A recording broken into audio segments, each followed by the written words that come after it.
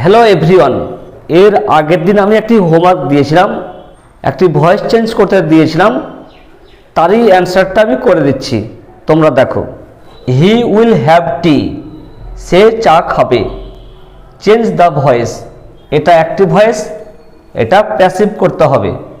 তোমরা জানো voice change করতে হলে অবজেক্ট সাবজেক্ট হবে, সাবজেক্ট অবজেক্ট হবে। চা খাবে, কি খাবে? চা। এটি অবজেক্ট, এই অবজেক্ট সাবজেক্ট হবে। এবার হেল্পিং ভার্ব বসবে। এখানে কোনটা হেল্পিং ভার্ব? এখানে উইল হেল্পিং ভার্ব। উইলই থাকলো। উইল মডাল অক্সিলারি ভার্ব, তাই বি হবে। এবার ভার্বের পাস্ট পার্টিসিপল ফর্ম। এখানে হ্যাভ আছে। হ্যাভ মানে কি? হ্যাভ মানে খাওয়া। খাওয়া মানে কি? আমরা জানি খাওয়া মানে ইট, টেক, ড্রিঙ্ক, এগুলো সবই হয়। কিন্তু এখানে চা খাচ্ছে। চা খেলে কি হবে? এখানে টি মানে চা, চা খাই। এই যে ইট আছে, ইট তো কামড়ে কামড়ে খাওয়া, টি হলে ইট হবে না।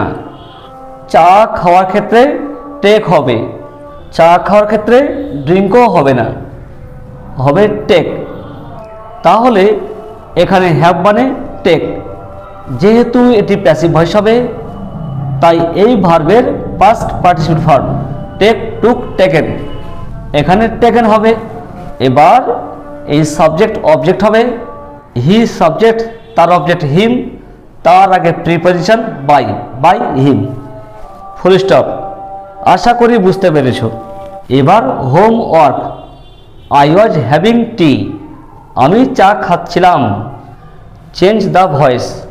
তোমরা এই গ্রামারটি অবশ্যই চেষ্টা করবে। এই অ্যান্সারটি তোমরা কমেন্ট বক্সে লিখবে। যদি কোনো প্রশ্ন থাকে অবশ্যই জানাবে। আজ আর নয়, এখানে শেষ করছি। Have a nice day.